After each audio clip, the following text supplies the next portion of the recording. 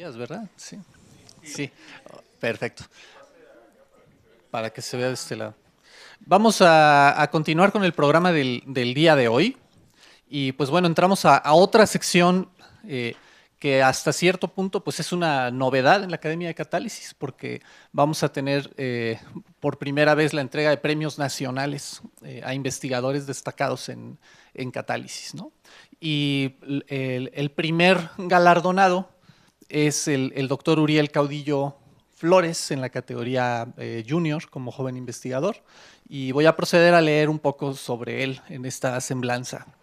Uriel Caudillo Flores es doctor en Ciencias en Ingeniería Química por la Universidad Michoacana de San Nicolás de Hidalgo. Posteriormente se incorporó como profesor investigador postdoctoral al Instituto de Catálisis y Petroleoquímica en Madrid, España, esto del 2017 al 2020. Actualmente es investigador titular A de tiempo completo en la Universidad Nacional Autónoma de México, adscrito al Centro de Nanociencias y Nanotecnología. Sus líneas de investigación se relacionan con el desarrollo de materiales nanoestructurados, fotocatalizadores aplicados en generación de energías alternas y eliminación de contaminantes en agua y en aire. Derivado de lo anterior, ha logrado publicar 46 artículos científicos en revistas de prestigio internacional, más del 90% en revistas Q1 y Q2, en los cuales es el autor principal o autor de correspondencia en 33 de ellos. Cuenta con 820 citas en sus trabajos y con un índice H de 18. A lo largo del tiempo ha graduado 6 estudiantes de licenciatura, 4 de maestría y 1 de doctorado. Actualmente tiene en proceso 2 tesis de licenciatura, 2 de maestría y 2 de doctorado. Ha sido editor invitado de algunas revistas como Frontiers in Chemical Engineering y Bellstein Journal of Nanotechnology. Es miembro del Sistema Nacional de Investigadores Nivel 1 y pues bueno, hoy nos trae la plática cuyo título pueden leer en pantalla. Entonces es un gusto tenerte por aquí, Uriel, y el escenario es tuyo. Muchas gracias. Apuntador. Bueno, pues muchas gracias por la presentación y antes de iniciar con la plática quiero agradecer el reconocimiento a la Academia de Catálisis y felicitar a cada uno de los miembros que han formado y que hemos formado parte de esta academia durante estos 36 años. Felicidades a todos. Y bueno, la plática está enfocada en mi línea de investigación principal, que es la fotocatálisis heterogénea, aplicada en remediación del medio ambiente. Ahí está. Como contenido tenemos una breve introducción, bueno, creo que no tan breve, los sistemas de reacción que utilizamos, donde medimos la actividad de los catalizadores, algunos resultados relevantes en eliminación de contaminantes que hemos obtenido durante la corta trayectoria que tengo como investigador, o desde que estaba, de hecho, en la maestría, en la parte de producción de hidrógeno y, bueno, algunas conclusiones de manera general que tenemos.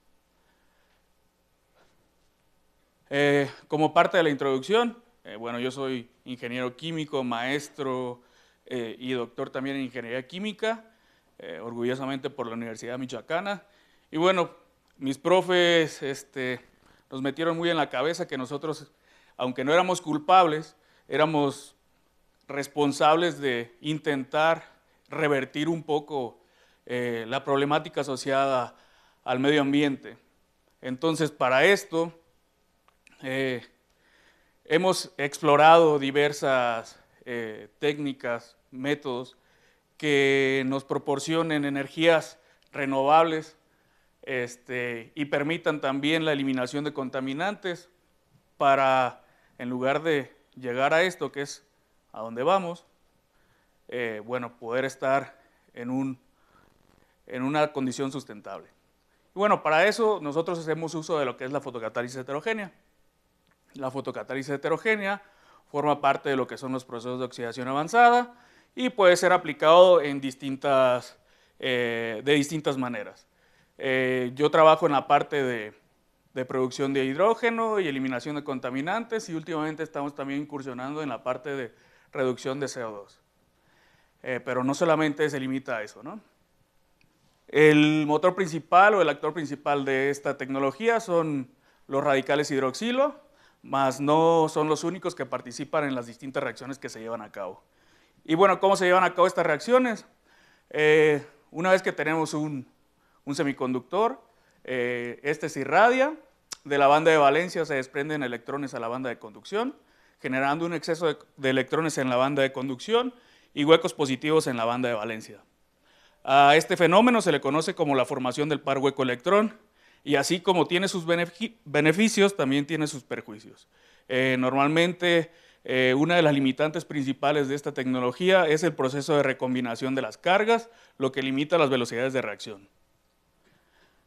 Y bueno, les mencionaba que puede ser aplicado tanto, bueno, lo trabajamos nosotros en el laboratorio para eliminación de contaminantes y producción de hidrógeno. ¿Qué requerimos para ello? En el caso de eliminación de contaminantes, necesitamos de una fuente de irradiación, de un semiconductor, en este caso lo conocemos también como fotocatalizadores, un medio de reacción, y bueno, para eliminar contaminantes normalmente se utiliza un suministro de oxígeno. Una vez que llevamos a cabo esa generación del par hueco-electrón, los huecos positivos al entrar en contacto y encontrar ya sea agua quimisorbida o del medio, reaccionan y generan el radical hidroxilo. Por su parte, los electrones entran en contacto con el oxígeno para formar el radical superóxido, y a su vez también puede evolucionar hasta formar el radical hidroxilo, y a partir de ahí, al entrar en contacto con los distintos contaminantes de origen orgánico, llevar su descomposición hasta CO2 y agua. En el caso de la producción de hidrógeno, requerimos también una fuente de irradiación, de un semiconductor, el medio de reacción, pero en este caso la reacción se debe llevar a cabo en condiciones anaerobias. Y normalmente utilizamos, con el fin de incrementar las velocidades de reacción, algún agente de sacrificio. Biomoléculas, en este caso utilizamos alcoholes, mas no se limita solamente a eso. En este caso el proceso es similar, pero poquito diferente. Igual genera los radicales hidroxilo a partir del agua. Estos radicales hidroxilo, tanto los radicales hidroxilo como los huecos, pueden llegar a la ruptura de la molécula de agua. A partir de ahí tenemos protones y oxígeno. Esos protones vienen acá hacia la zona de la conducción, al entrar en contacto con los electrones, reaccionan para formar la molécula de hidrógeno. En este caso es importante y cabe señalar que la reacción reversible hidrógeno-oxígeno es más rápida que la de la separación y requiere de menos energía, por lo que normalmente suministramos los agentes de sacrificio. En este caso normalmente usamos metanol, que se sabe que es más afín, o la reacción es más rápida entre los huecos y el agente de sacrificio, y permite disminuir, por un lado, el proceso de recombinación de las cargas, y además la descomposición de este agente de sacrificio también nos sirve como fuente de protones para generar más hidrógeno. Bueno, una vez dicho esto, esta tecnología ya tiene bastantes años que se está estudiando. Si no mal recuerdo el año, es en el 72, que iniciaron por ahí algunos japoneses, en Nakata y Fukushima. Y bueno, desafortunadamente existen ciertas limitantes asociadas principalmente, por un lado, a lo que son los sistemas de reacción, y por otro lado, a los materiales fotocatalíticos, que son lo que no nos ha permitido llevar esta tecnología a niveles mayores, ¿no? En este caso yo trabajo principalmente en la zona de los materiales fotocatalíticos. ¿Cuáles serían las propiedades idóneas de un buen fotocatalizador? Tener un bandgap adecuado, que la posición de la banda de valencia y la banda de conducción respecto a los potenciales de oxidación y reducción del electrodo de hidrógeno se coloquen de manera apropiada para la reacción que se pretende llevar a cabo. Que el catalizador tenga un área superficial relativamente alta, que el proceso de recombinación sea lento, que pueda ser reutilizable, que sea altamente estable, y que además, pues, los elementos del cual esté conformado el fotocatalizador, pues, sean abundantes en la Tierra, ¿no? y aparte que sea ambientalmente amigable. Existen distintos catalizadores que cumplen con la mayoría de las propiedades, mas no con todas. En este caso, el dióxido de titanio, como sabemos, es el fotocatalizador ideal o con el que mejores resultados se han obtenido. Es uno de los que trabajamos principalmente y también en los últimos años se puso muy de moda el carbonitruro o nitruro de carbono grafítico, que es activo bajo luz visible. En este caso, y el dióxido de titanio es activo bajo luz ultravioleta. Este dióxido de titanio, como sabemos, es un material polimórfico que puede presentar diversas fases cristalinas. Dentro de ellas, la más fotoactiva comprobada es la anatasa, aunque hay estudios donde combinaciones anatasa-rutilo también son muy buenas. Y en el caso del carbonitruro, como al menos yo lo llamo, es un material polimérico a base de carbono y nitrógeno que forma nanohojas que están apiladas unas sobre otras y normalmente obtenemos materiales un poco entre amarillentos y verdosos. Estos catalizadores son buenos, no obstante, presentan limitantes. Limitantes asociadas, en el caso de la titania, a la activación con luz ultravioleta y a la rápida recombinación de los pares electrón-hueco. En el caso del carbonitruro, a pesar de que es activo bajo condiciones del visible, esa disminución en el gap también hace que haya una mayor tasa de recombinación. Entonces, ante ello, parte de lo que hemos venido trabajando son modificaciones superficiales y modificaciones estructurales en ambos materiales.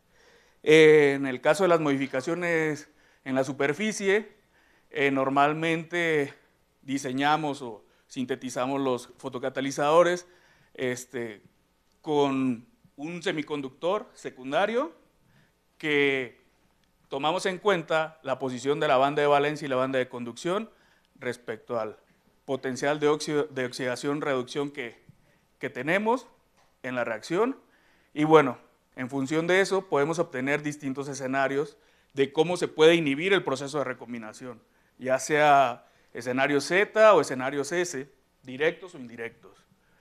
En el caso de otra de las modificaciones superficiales y que normalmente incrementan al menos en 1 o 2 órdenes de magnitud las velocidades de reacción, es el acoplamiento con metales nobles en la superficie. En este caso, el metal noble con el que mejores resultados se han obtenido a lo largo de la historia es el platino, debido a la barrera de Schottky que se forma entre el metal y el semiconductor. ¿Ok? En el caso de la modificación estructural, normalmente se utilizan elementos o agentes dopantes, ya sea metálicos o no metálicos, que logran formar, por un lado, ahí se me fue la palabra, niveles energéticos intermedios entre la banda de conducción o la banda de valencia, que por un lado permiten desplazar el borde de absorción del ultravioleta al visible en el caso del dióxido de titanio, o que por otro también pueden actuar como trampas de electrones e incrementar el tiempo de vida media de los pares hueco-electrón. Bueno, basado en esto, nosotros hemos venido trabajando ya desde hace unos cuantos años en la obtención de distintos materiales fotocatalíticos a base de titania, carbonitruro, óxido de ceria, óxido de tungsteno, que no son tan buenos, al menos comparado con los primeros dos, e incluso los nanotubos de carbono. No obstante, al combinarlos, hemos obtenido resultados relevantes, obteniendo materiales nanocompuestos, o también hemos modificado estructuralmente tanto el carbonitruro como la titania. De igual manera, hacemos el cocatalizado, la adición del metal noble o distintas aleaciones que nos han permitido obtener resultados relativamente relevantes.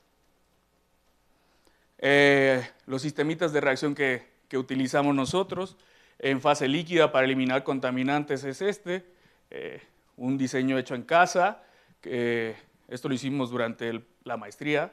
Es Es un reactor anular con espacio, un reactor tubular con espacio anular de reacción, donde sumergimos la lámpara en medio. Y bueno, afortunadamente en laboratorio esta es la configuración más eficiente. En el caso de la producción de hidrógeno, tenemos este sistema de reacción donde colocamos normalmente una suspensión de catalizador con una mezcla metanol-agua que optimizamos previamente. Lo sometemos a condiciones anaerobias, iniciamos el proceso de iluminación para generar el hidrógeno y bueno, el hidrógeno lo desplazamos mediante un gas de arrastre. Podemos trabajar en condiciones de luz ultravioleta, de luz visible, dependiendo del filtro que utilicemos, y estamos también por adquirir el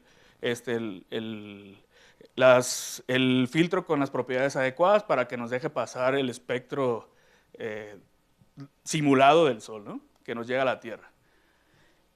Y bueno, también hemos trabajado en la parte de fase gas. Este es el sistemita de reacción.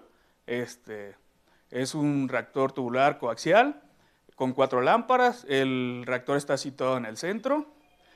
Son 2 tubos concéntricos. En el tubo interno es donde se coloca el catalizador, se hace fluir el reactivo por un lado y por el otro sale, se ilumina y bueno, ahí estamos viendo cómo se está convirtiendo ya sea tolueno, isopropanol, estireno o incluso la mezcla metanol-agua en fase gas, etcétera.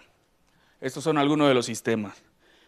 Y bueno, alguna de las cosas que también aprendimos a hacer es la determinación del parámetro de eficiencia cuántica, que bueno, la UPAC recomienda hacer la comparación de la efectividad de los fotocatalizadores en términos de este parámetro.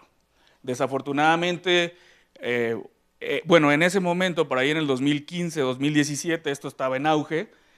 Desafortunadamente ahora quienes dominan toda la parte de la fotocatálisis heterogénea, o la mayor parte, son los chinos, y a ellos no les interesa, y este parámetro ya lo han desplazado. Cada vez que intentamos ya meter esto, no les llama la atención y nos dice, eso no, aunque debería de hacerse, ¿no?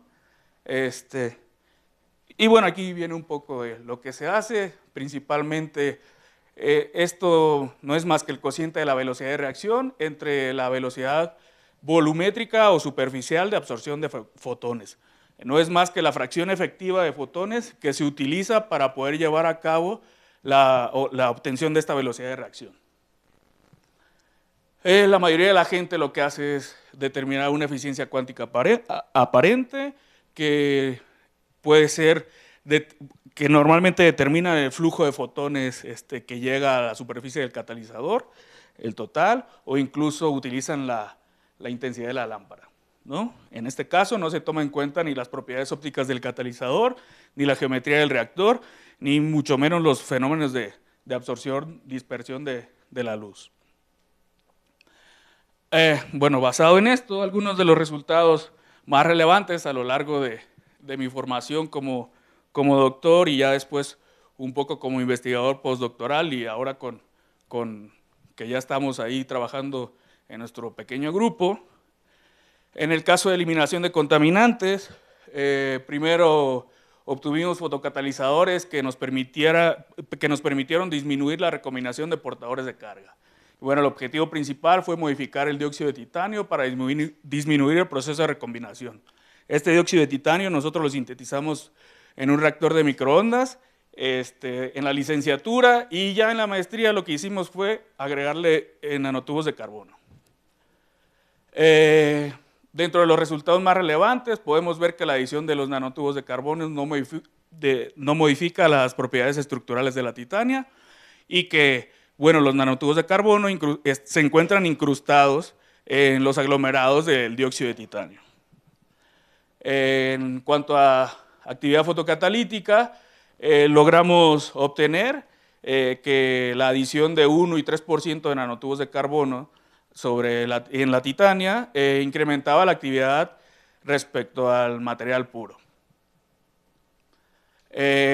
Intentamos en ese tiempo empezar a interpretar el porqué de la mejora en la actividad, y bueno, lo que encontramos que reportaban más era la parte de fotoluminiscencia, que hace rato ya nos mencionaban cómo se asocia la parte de fotoluminiscencia con el proceso de recombinación de las cargas, ¿no? En este caso, entre menos luminiscente sea un fotocatalizador, se espera que sea más activo debido a que hay un menor proceso de recombinación. Y bueno, parte de la explicación justamente es esa, que los materiales que tienen 1, 3 y 5% disminuyen el proceso de recombinación, e incluso el catalizador, que es el 97.3, es el que presenta menor recombinación. Y bueno, en este caso, esto nos permitió proponer un esquema de reacción, que no es un mecanismo, y nos regañaron cuando intentamos publicarlo como mecanismo, y no era más que cómo estaba actuando el nanotubo de carbono, ¿no?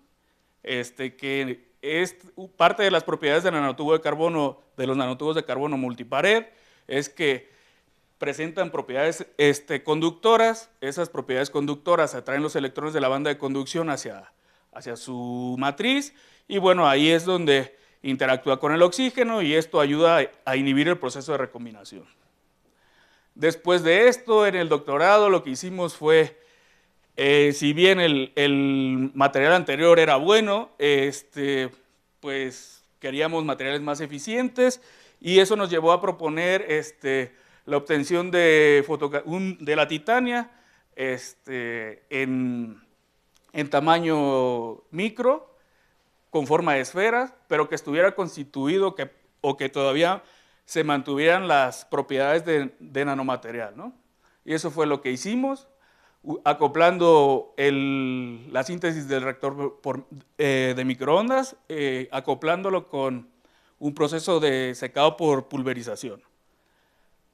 En cuanto a fotoactividad, como sabemos, el P25 es el catalizador estándar, y bueno, obtuvimos que pues sí mejoraba 5 minutos, pero 5 minutos es una barbaridad. Y aparte de eso, si pueden ver aquí ustedes, en la parte de oscuridad, donde llevamos a cabo, dejamos el sistema ahí que se lleva a cabo el equilibrio entre la absorción y desorción, pues la P25 absorbe bastante. Cuando determinamos la fotoactividad real en términos de la constante cinética, vimos que cualquiera de los 3 catalizadores mejoraba realmente en condiciones de fotoactividad al P25, pero pues que estaban muy cercanos, ¿no? Entonces, bueno, ahí hicimos toda la parte de eficiencia cuántica, determinamos que la mayor eficiencia cuántica se daba con el fotocatalizador que menos fotones absorbía, ¿no? Que era el obtenido por microondas sin tratamiento térmico. Después de ello dijimos, bueno, ¿y qué más? Porque eso no nos va a servir de mucho, porque son materiales muy similares. Pues hicimos unas mediciones de la estabilidad del fotocatalizador bajo distintos ciclos de uso, y bueno, vimos que el material que presentaba mayor estabilidad era el que se calcinó a 600 grados centígrados. Posterior a eso, uno de los problemas principales del P25 es una vez que lo dejas de utilizar, que ya terminaste de eliminar lo que tú quisiste, pues queda ahí en suspensión. Entonces, parte de la finalidad de obtener las microesferas pues era justamente utilizar algún método de tratamiento posterior que permitiera recuperar ese material. Y lo que hicimos fue medir o hacer pruebas de sedimentación al final de utilizarlo una vez y después de los 6 ciclos. Y bueno, vemos cómo es de estable el P25 y comparado con nuestro catalizador, cualquiera de los 3 era mejor que estos. Y bueno, esto nos llevó a decir que la morfología, tamaño microesférico y área superficial de los catalizadores influían en el comportamiento de decaimiento. Mi asesor, el doctor José Apolinar Cortés, es experto en el diseño de plantas de tratamiento de aguas, y bueno, con ayuda de él hicimos un calculito así rápido para ver la factibilidad de estos catalizadores ya a nivel industrial para poder repararlos, y él decía que sí era factible utilizarlos, ¿no? Pero bueno, bueno, ya esto les mencionaba, el catalizador fue muy activo, con morfología controlada, alta estabilidad, bajo condiciones de reacción y relativamente fácil de recuperar. Y bueno, también este trabajito lo publicamos, ¿no? Después, utilizamos la titania como base para combinarlo con carbonitruro, que ya empezábamos a trabajar, para inhibir el proceso de recombinación. En este caso ya lo utilizamos para trabajar con la fotooxidación de tolueno y además incluimos manganeso, ¿no? Y vimos cómo la actividad incrementaba. Y bueno, este incremento de la actividad estaba asociado directamente a la parte de disminución del proceso de recombinación. Hicimos un análisis cinético donde teníamos implícito la influencia de la luz, obviamente modelado en el sistema de reacción. Obtuvimos resultados de EPR donde medíamos la viabilidad de por qué ruta se conducía la descomposición del tolueno y vimos que esta era conducida por los radicales hidroxilo. Después, bueno, en los últimos años, unimos el carbonitruro con el óxido de zinc para inhibir el proceso de recombinación. Esto lo hicimos con una chica que está ahí ayudándonos, una doctora, perdón, que se llama Karina. Y bueno, Karina obtuvo óxido de zinc crecido como granulitos de arroz, como granitos de arroz, y los acoplamos a la superficie de nanohojas del carbonitruro. Y bueno, afortunadamente nos ayudaron en el Instituto de Materiales a tomar estas imágenes bastante preciosas que dan fe de ilegalidad de lo que es la interacción entre el óxido de zinc y el carbonitruro, ¿no? Estos son los resultados de fotoactividad. Utilizamos distintas relaciones óxido de zinc carbonitruros y bueno, vemos que 3 distintas relaciones mejoran de óxido de zinc carbonitruro, mejoran tanto al carbonitruro puro como al óxido de zinc. La parte de la mejora en la actividad también la intentamos elucidar en términos del proceso de recombinación y bueno, afortunadamente no necesitamos hacer más que eso, ¿no? Para decir que sí era importante la inhibición del proceso de recombinación. Después hicimos un estudio de reusos, vimos que después de 5 ciclos bajaba la eficiencia de este fotocatalizador en el orden del 10%.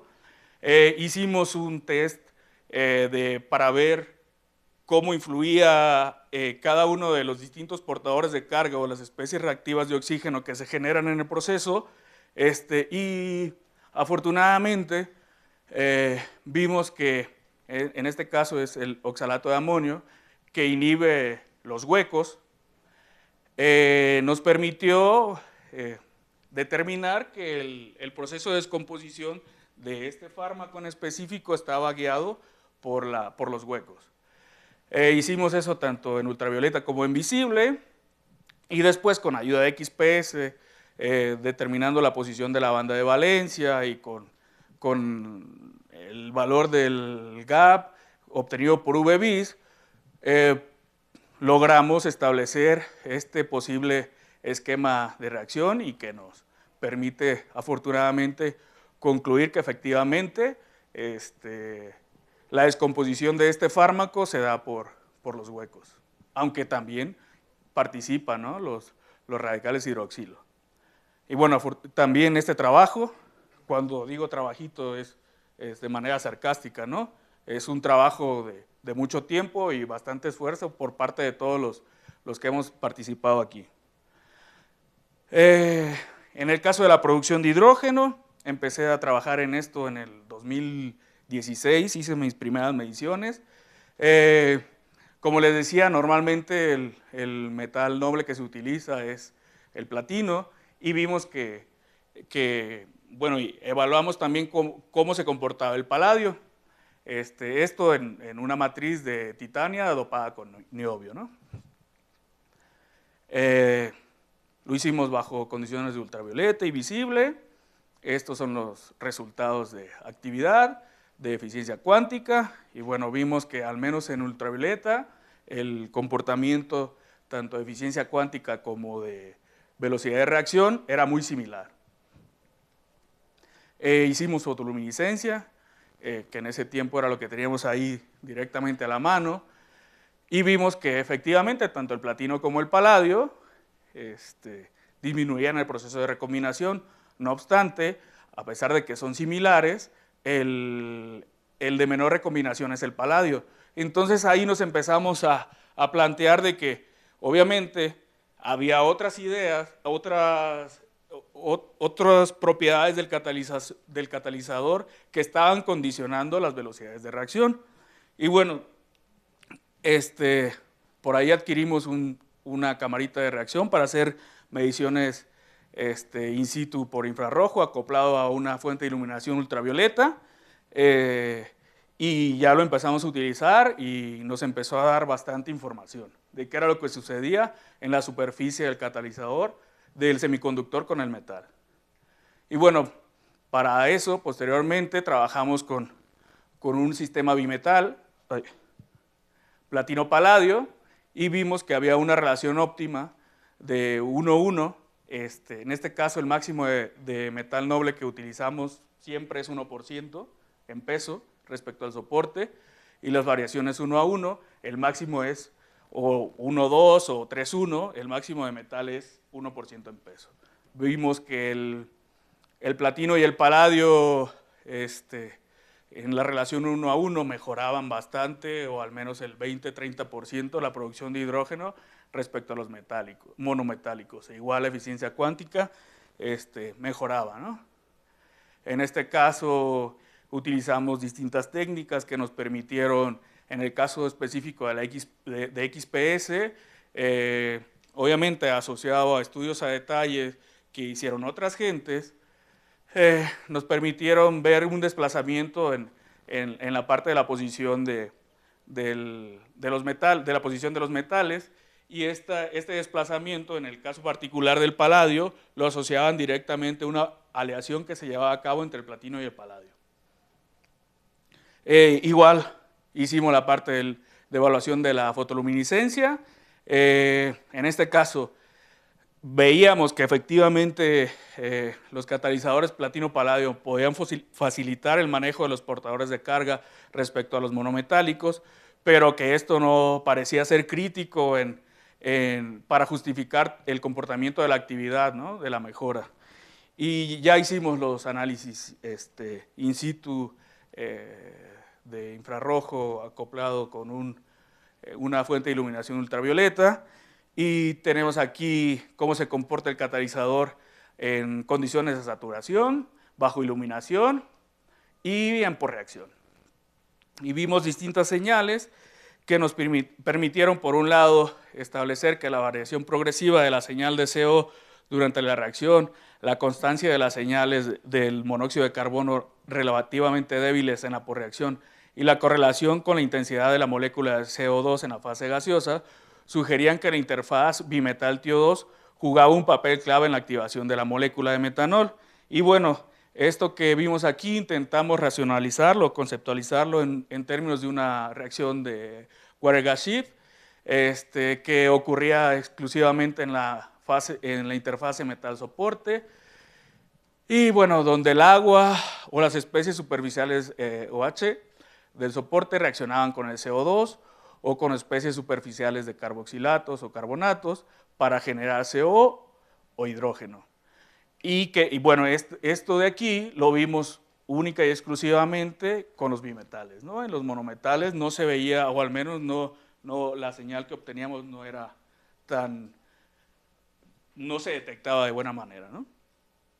Y bueno, afortunadamente también pudimos publicar este trabajo por ahí del 2018. Después dije, bueno, con el paladio funciona bastante bien, ¿por qué con el rutilo no? Y bueno, efectivamente encontramos que sí funcionaba. En este caso, en lugar de ser una relación 1:1, fue una relación 2:1, platino-rutenio. No obstante, los resultados de análisis estructural y morfológico nos indicaban, por un lado, los estados de oxidación tanto del platino como del rutenio, pero también que en este caso no formábamos ninguna aleación, ¿no? Que esto es normal, ¿no? No obstante, tanto el platino como el rutenio aparecían en zonas muy cercanas, y en el caso de física se podría considerar que prácticamente estaban ahí una junto al otro, ¿no? Unidas físicamente. Y bueno, que esto afortunadamente favorecía toda la parte de actividad fotocatalítica. Igual vimos lo mismo por fotoluminiscencia, que sí condicionaba, pero que no era crítico el proceso de recombinación, la disminución del proceso de recombinación de cargas. Igual hicimos drift in situ y vimos que la interacción química por la cercanía entre el platino y el rutenio conducían a una activación eficiente de los intermedios de la reacción, aumentando la producción de ácido fórmico y en consecuencia la producción de hidrógeno. En este caso, la formación de ácido fórmico viene de la descomposición del metanol, y es la ruta más rápida para la generación de protones de hidrógeno, para posteriormente convertirlos a la molécula, ¿no?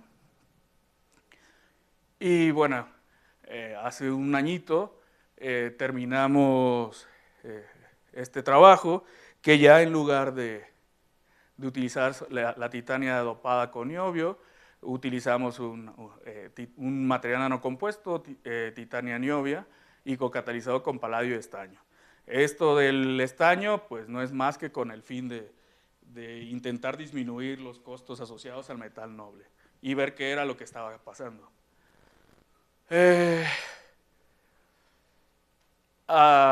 Los resultados de TEM y obviamente también de XPS. Bueno, aquí estas bolitas aquí son las esferitas, son nanoparticulitas que desafortunadamente no se ve. Esta es el EDS del estaño y del paladio. Si lo superponemos una con otra imagen, se ve cómo están prácticamente ahí en la misma zona interlazadas, ¿no? Hicimos la evaluación de producción de hidrógeno y determinamos el parámetro de eficiencia cuántica y bueno, vimos que el mejor catalizador en este caso era una relación 1:1 paladio-estaño. Obviamente en este caso si intentamos normalizar por cantidad de paladio de estaño utilizado, pues esto cambia un poco, pero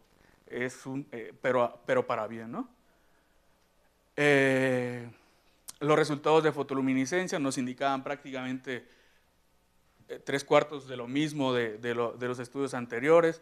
Y bueno, los resultados de análisis in situ que hicimos nos permitieron establecer que a pesar de estas dos rutas de reacción que se presentan utilizando los materiales monometales, cuando incorporamos el bimetal, nos conduce directamente por esta ruta más corta de reacción.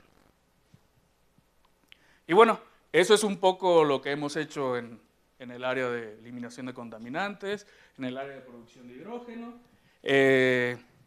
Creemos que no estamos tan mal. Las velocidades de reacción, las eficiencias cuánticas que hemos obtenido, de 8, 7, 6%, realmente son bastante buenas comparadas con otros grupos a nivel mundial.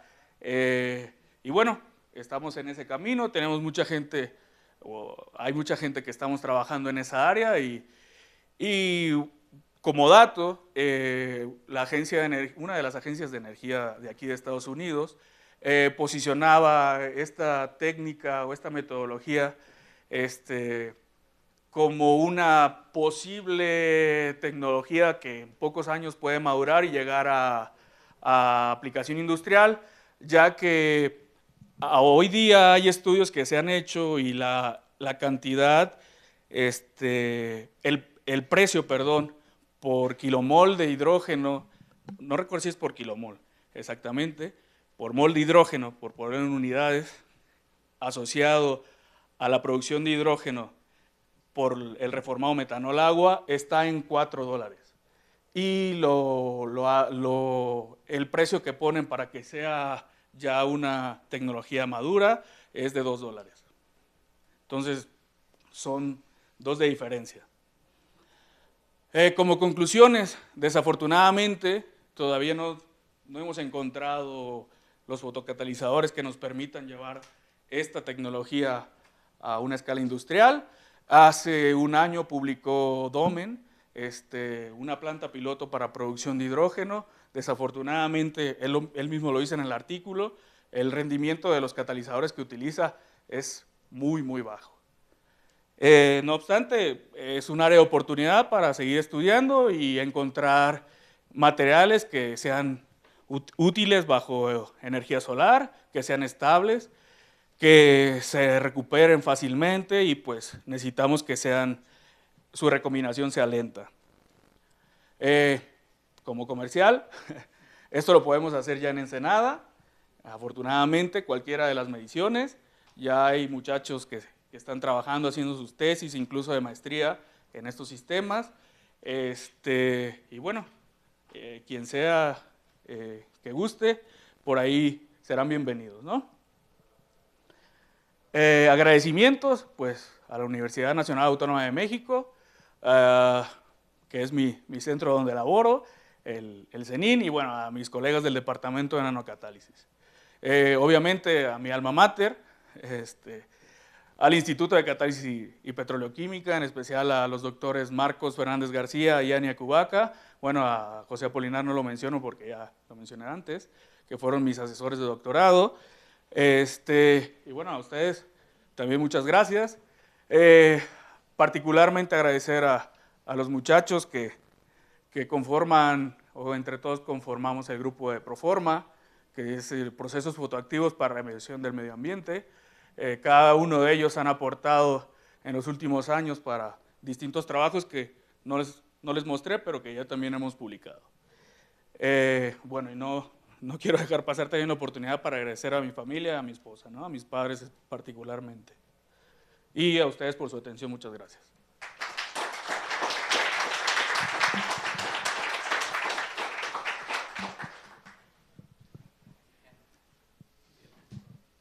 Muy bien, tenemos tiempo para algunas preguntas. Muchas gracias por tu plática, Gabriel.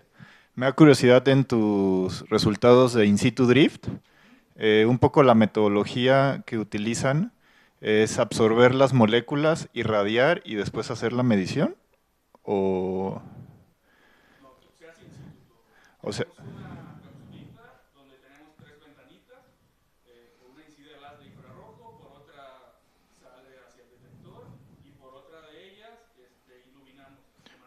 entonces constantemente estás iluminando. Ah, ok, esa era mi curiosidad. Y la otra que tenía, finalmente cuando tú absorbes las moléculas, pues las absorbes en forma de gas, ¿no? Y entonces, ¿qué tanta, o sea, y finalmente la reacción, entiendo, la llevas a cabo en la mayoría de los casos en fase líquida? Entonces, ¿cuál sería tu opinión? O sea, ¿qué tanto acercamiento? Sí, es una buena aproximación, pero ¿dirías que es la óptima o se podría mejorar, digamos, hacer estudios in situ drift en fase gas y después trasladarlos para explicar cosas que suceden, digamos, en la dispersión de tu catalizador? Sí, obviamente lo ideal sería hacerlo bajo las mismas condiciones, ¿no? Pero creemos que es una aproximación muy adecuada.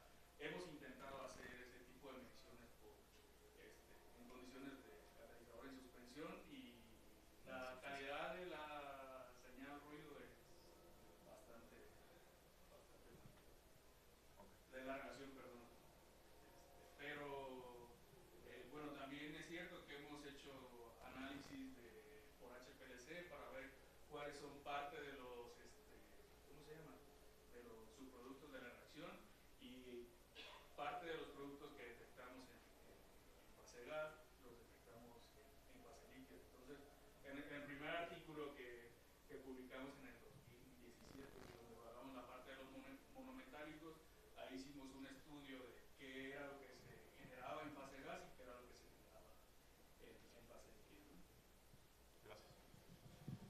¿Alguna otra pregunta?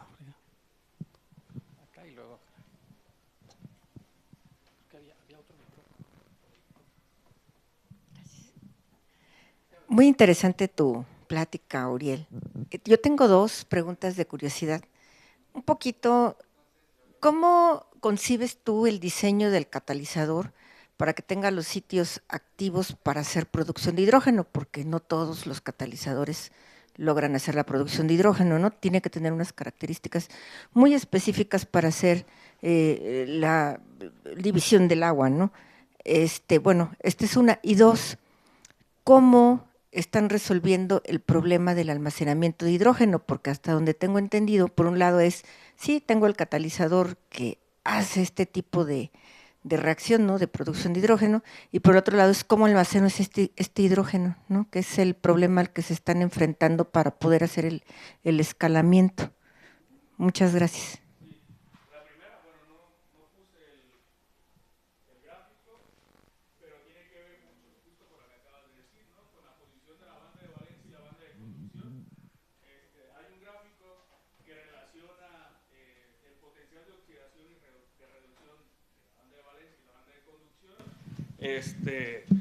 Respecto al electrodo de hidrógeno medido en condiciones estándar, ¿no?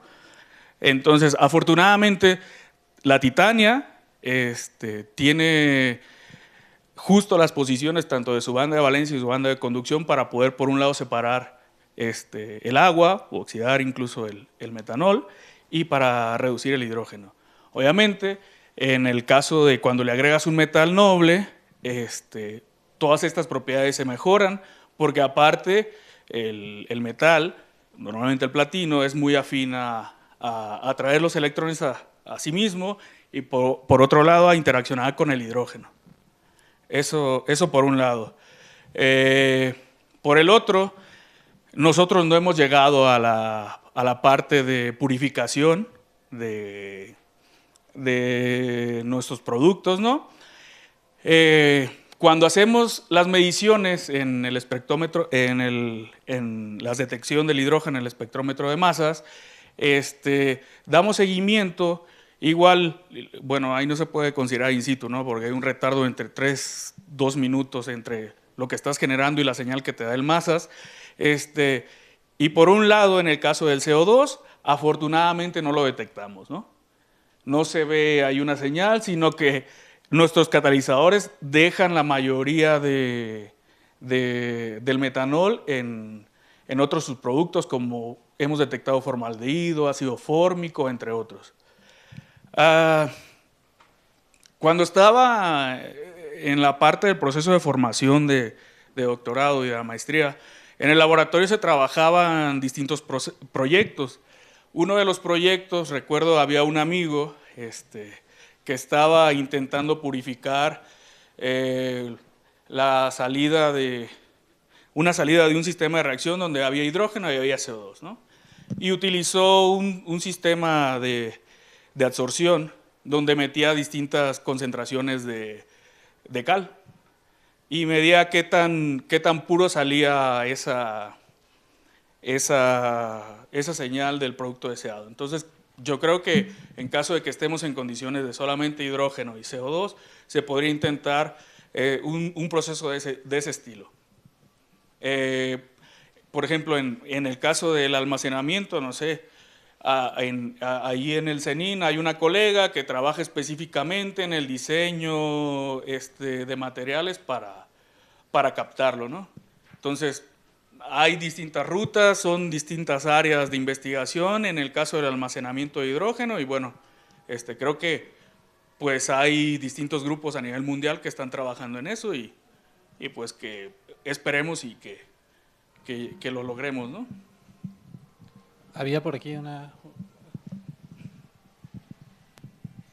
Bueno, primero que nada, felicitaciones, Uriel, un trabajo muy interesante. Gracias. Bueno, tengo dos cuestiones. Por ejemplo, en tus conclusiones tú mencionaste que, bueno, una de las problemáticas que estás encontrando es bajos rendimientos, ¿no? ¿Cuál es la perspectiva de tu trabajo, por ejemplo, para hacer frente a este problema? ¿Qué sigue?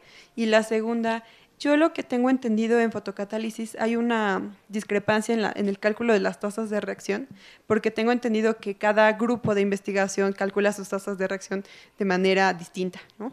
Y que es complicado a veces contextualizar los resultados que uno obtiene con los que, pues, por ejemplo, justamente los grupos liderados por China lo presentan de otra manera. Entonces, ¿cuáles son tus perspectivas o, por ejemplo, cómo abordaste esta discrepancia o esta situación para poder contextualizar tus resultados o cuáles son tus opiniones respecto a eso? Muchas gracias. Muchas gracias por las felicitaciones. Respecto a la primera pregunta, en la literatura, en la parte del estado del arte, existe la combinación de la fotocatálisis con otro tipo de energías, ¿no? De la luz, por ejemplo, con la electricidad para hacer fotoelectro. Particularmente, nosotros estamos trabajando ya por ahí desde el 2019, me parece, en la combinación de la energía lumínica con la energía térmica. A eso algunos le conocemos como termofotocatálisis, otros le conocen como fototermocatálisis, ¿no? Los estudios que hemos hecho nos han llevado, en el caso particular en condiciones de reacción en fase gas, a obtener, no recuerdo muy bien, 1 milimol de hidrógeno por metro cuadrado no recuerdo por hora, por minuto, hasta 80, 70 milimoles cuando combinamos con la térmica. Entonces, yo creo que mucho de esta parte de la fotocatálisis, mucha gente de los grandes grupos a nivel mundial han estado trabajando todavía con esto porque no perdemos, ¿no?, la esperanza de encontrar un fotocatalizador que nos ayude a retirarnos a edad temprana. Pero también están combinándolo. De hecho, se hace sonofotocatálisis, se trabaja mucho en la optimización y el diseño de los sistemas de reacción, que esa parte yo no la hablé, pero hay grupos enormes también, bueno, bastantes grupos grandes que trabajan en esa área y que tienen trabajándolo, ya tienen mucho tiempo. Hay un grupo importante en Argentina, está la gente en Canadá, aquí mismo hay gente trabajando en esa parte, en Reino Unido, en Japón, en China, en Europa también, no se diga. Entonces, hacia allá, yo creo que hacia allá vamos, ¿no? En el caso de la evaluación de la velocidad de reacción, efectivamente, tal cual como lo dices. Y como lo mencionaba hace rato, la UPAC recomienda hacer el reporte de la eficiencia de tus fotocatalizadores en términos de eficiencia cuántica. La verdadera que le llaman, donde tomas en cuenta las propiedades de tu fotocatalizador y la configuración de tu sistema de reacción. Una vez que tú obtienes eso, podrías estar en condiciones de poder comparar tus resultados con los de los demás.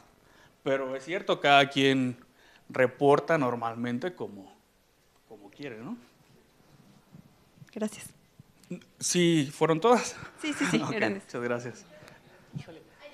Sí, lo que pasa es que estamos ya cortos de tiempo para poder seguir con el programa, pero si quieren después ahí. Muy bien.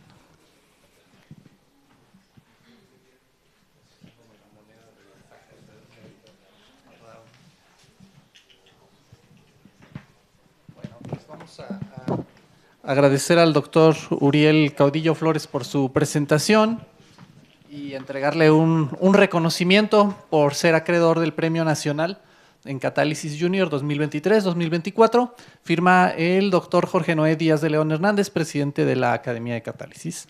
Y se le hace entrega también de una moneda conmemorativa patrocinada por Nanociencias. Muchas gracias. Muchas gracias, Juan Carlos. Muchas felicidades.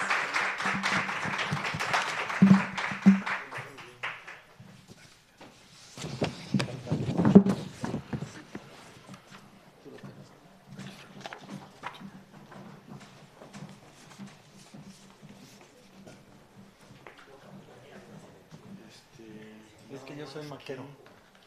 Es que tenemos conectados. ¿Tiene puerto ya? Aquí viene. Ah, sí, también este. ¿Este conectado? Sí. Habrá que conectar este ¿Se necesita micrófono? para el sonido. Ah, no, yo no traigo, entonces tendríamos que intentarlo. ¿Este no es? A ver, póntelo. ¿No es Sí. jack? Sí. Ahí está. Ahí está. Entonces nada más el...